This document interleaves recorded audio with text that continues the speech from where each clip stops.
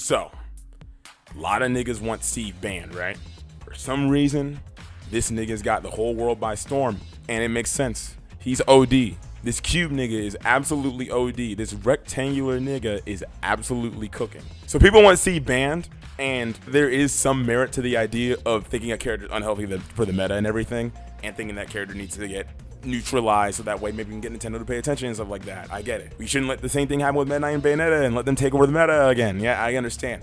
But there are reasons why I believe that currently it's not reasonable to ban Steve at all. And I think that over time, he's only actually going to get worse. I'm going to outline this now. First of all, people are citing the up-and-coming Steve. People are citing Onin and Akola for sure. But even before that, people are citing Jake, Yanni, D-Dog, even DD.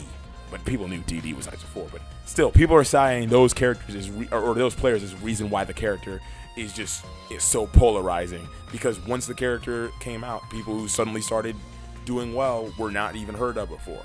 And while I get that, to put into perspective, right? Onin. People say Onin is completely some random off the street type of guy, right? Like, I get it. He wasn't really notable before, but let's talk about it. Onin, before he named himself Onin, his tag was Pocket. And he played a nasty Joker and Robin and took sets off of top Wi-Fi players in Wi-Fi tournaments over quarantine. Keep in mind that he's 16. Probably couldn't go to offline tournaments, let alone get himself to an offline tournament. And the thing is, with Onin, even though he wasn't going to stuff offline, he was still able to do well with Joker and Robin. Keep in mind that it's not just he picked up Steve and then randomly that's when he shows up on the map.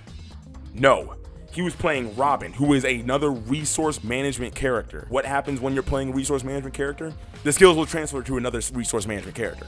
Robin to Steve. It will be the same way with the Buzz. The Buzz is really strong with certain character archetypes who are zoners. He's been gone with Olimar since Brawl. He's been really good with Min, of course, and Rosalina in Smash 4.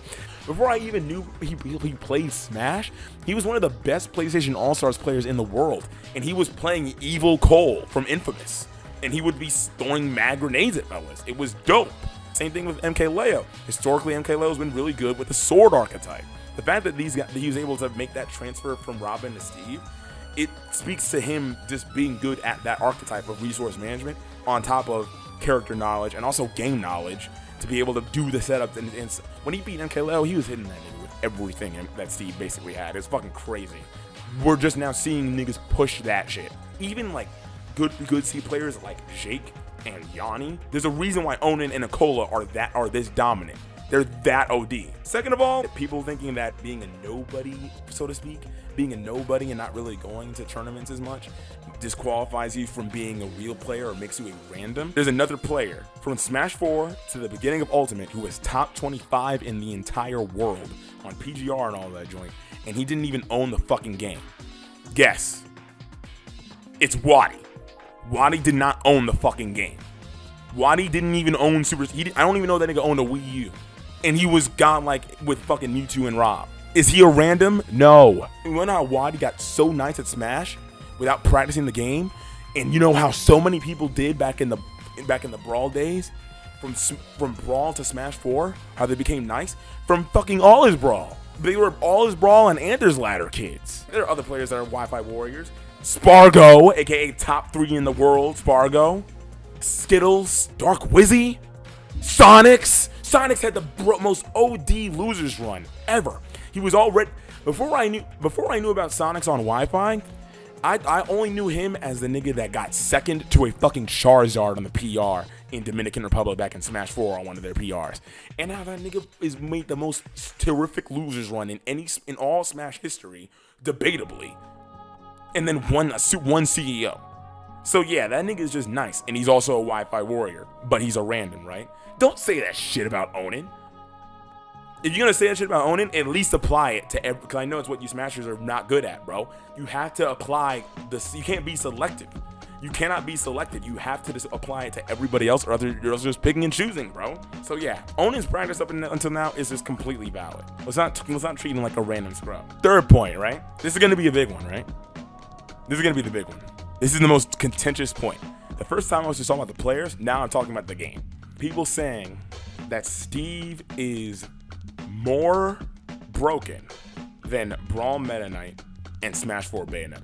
So let's break this down. I would say that's complete cap. A lot of you niggas in this chat up here are saying that's complete cap. And I agree, nigga. Here's the thing, right? Here's something that people were going crazy over. People are going absolutely insane over this. This is a graphic that shows at Super Smash Con 2022, this past weekend, it shows the character distribution throughout top 128. There were 9 Steves in top 128. Everyone's like, oh my God, Steve's taking over the meta. Scroll over twice. This is top 32. It's 3 Steves that made it out of all those players to top 32. Those top 32 players were Onin, Yanni, I believe. Correction, it was Apple. Stupid. Anyways, back to the video. And D-Dog. I saw Apple get emasculated by Ned off stream. He got dismantled by Sephiroth, who is like almost a 7-3 matchup for Steve. And then out of those players, only one of them really was cooking enough to make it to top 8. And also refresh your memory, I'm gonna bring this up too, because Steve's killing the game, right? Steve's the worst offender, right? There's no other character that's more broken than Steve, right?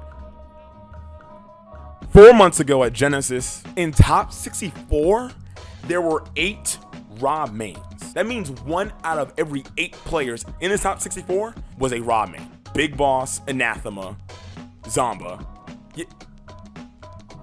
So the thing is, the amount of Steves that are performing at the highest level of getting to top 8 is minuscule. People will complain about Yanni getting a run back over Tweak when he grinded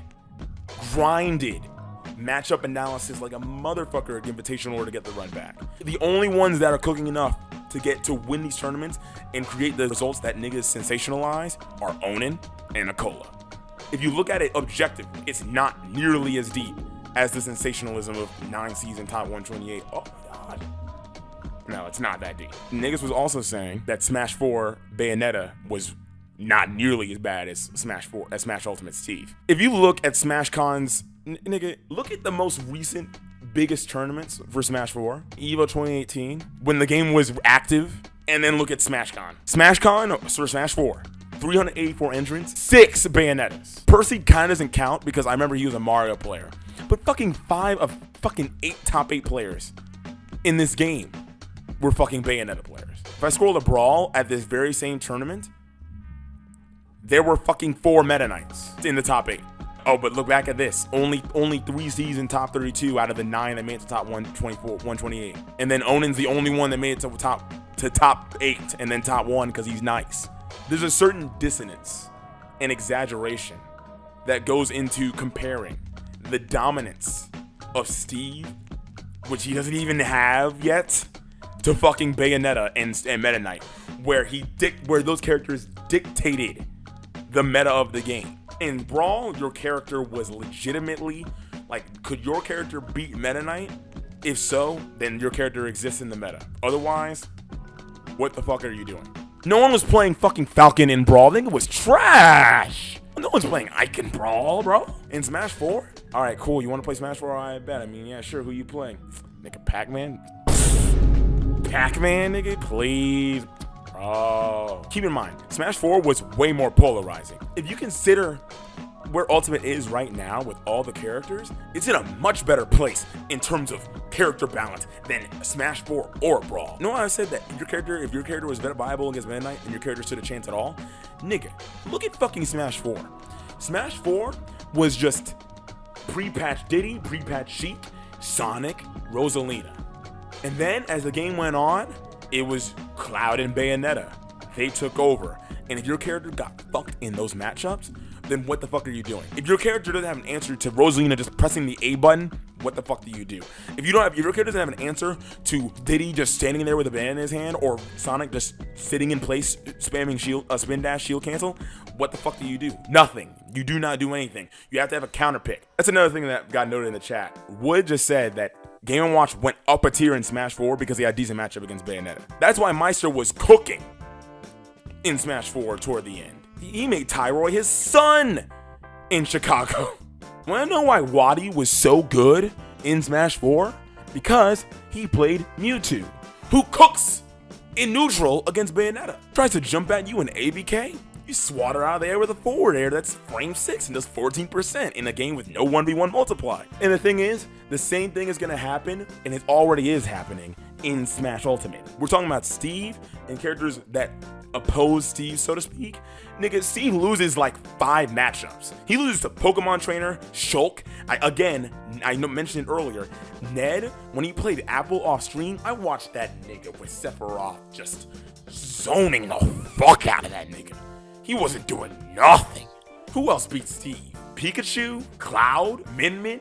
Zero Suit? Fucking Yoshi? Young Link, perhaps? Maybe even Palutena? Robin is not a fun matchup? Niggas, Sora! We just saw the Sora counter pick for Meister at Super Smash Con. Niggas was blaring confetti because he took a game. People always also forgot, Smash Ultimate is a counter pick game. This is a game with too many matchups to be able to reliably outfundies your opponent in every matchup because there's so many intricacies you have to understand. And that leads me into my next point, that Steve is a completely different character in terms of his game plan and properties than any other character in the game. I've heard people say, oh, he's so busted because he can change the stage layout, which is cap. Now, when do you ever see Rivals players saying that Crag is broken and needs to get nerfed because that nigga can spawn a fucking pillar? No, nigga, no. This is not the first time that we've seen a character that can dynamically be so different from the game's normal way of being played. Honestly, it is far from it. In this game alone, you have Sonic, Game & Watch, Min, fucking Kazuya. You can even look at lower tier characters, Lucario, Little Mac. Those are all characters that play the game extremely different from every other character on the entire roster. So there's no shot that you can say, oh, well, Steve wins every match. No, nigga, you don't know the intricacies of the fucking matchup. Play the clip, bro. Niggas was complaining about fucking Onin when he back throws into tech chase and killing at 40. Bro, you can do the same things to Steve. You can put Steve into wall combos. If you ever played free-for-alls on Hyrule Temple, just when that happens, just treat it like you are, I'm dead ass. Just when Steve puts up his walls, just treat it like you're on the bottom pit, the battle pit in Hyrule Temple. And then just fucking cook that nigga. Are you serious? I wish a fucking Steve would put a wall behind him, nigga. There's so much counterplay to Steve, but niggas want to say that he changes the whole meta. People want to say, like, I've seen people say some shit like, oh, well, he can just get Arsene on command with diamonds. You do realize that when you're not pressuring him, that's how he gets diamonds the fastest. It's kind of an inevitable thing that will probably get diamonds. But if that nigga doesn't get diamonds, the matchup is so much harder. If you see Riddles when he gets killed under 100% to a Gimp or an SD, and he doesn't have access to Rage Drive or Go with Kazuya or Terry, the matchup's so much harder. It's the same exact way with Steve. And yes, you have to play around the blocks, but even then, careful spacing, you can bait Steve all the same, just like he's baiting you. And the same principle of using Rob's gyro or Diddy's banana against him is the same concept with Steve's blocks. I don't understand why people think it's so unique, as if he's completely changing the entire dynamics of the game. You niggas have done some of this before, and I know you're imaginative enough to be able to apply similar types of counterplay against Steve, even if he's nice. Because who else has been nice? The Buzz was cooking niggas with Rosalina, who was way more broken than Steve. This is the last point I want to make. The last one I want to make is this. I mentioned earlier when I was talking about Wi-Fi warriors, Dark Wizzy, how he came up on Wi-Fi and went from Wi-Fi warrior to legitimately top 25 or ish or whatever it was in the world in Ultimate, from grinding Wi-Fi, even though people are discrediting Onin for doing similar shit. And as a Mario main in Smash 4, I remember him talking about it. He always struggled against Sonic. Mario Sonic was like a 7-3 matchup in Sonic's favor. And the thing is, his mentality was inspirational to not just me, but it should be to every Smasher that is taking the game seriously. Or even if you just, this is actually a way to make the game more fun for you. Make your most hated matchup your most comfortable matchup. Make your most unpleasant, fuck this character, goofy ass matchup that made Cola go go into that rant after he beat Burpsic Invitational. What a bitch ass nigga character. Okay. I love Burps, that's my dog, but dude, holy shit. Okay. The same way that character makes you feel, make that your most fucking proficient matchup. Dark Wizzy did that against Sonic over Wi-Fi. Wi-Fi Sonic in Smash 4. And he did it. And he became all the much better for it. Not just against Sonic, his neutral in general improved. When you see him in Ultimate, that's the hallmark of his play. Not even his punish game. His neutral is fucking OD. If you put yourself in a position to actually not hate this character as much, it's not only just to beat the character, but to not get tilted against the character, because mentality and mental block is such a fucking factor. We've only been offline now for about a year, and it's way too early to say the game is dead. If the Ultimate community can adapt that same growth mentality that Dark Wizzy had against Sonic to Steve, then he will get worse over time. If you want to see a game's meta die, you do this shit. Wanting a character banned, saying he's taking over the meta, saying he's over-centralizing, and all that shit when it's only been fucking 3 months. That's how a meta dies. If you want to help a meta grow and help yourself grow as a player, you learn and you improve. If you haven't already, check me out on Twitch, twitch.tv/Gresh. Subscribe to the YouTube if you want to see more content, and let me know what you thought in the comments, if you thought I'm fucking around and saying some stupid shit, or if you agree. That's all I gotta say. Thanks for watching. Peace out.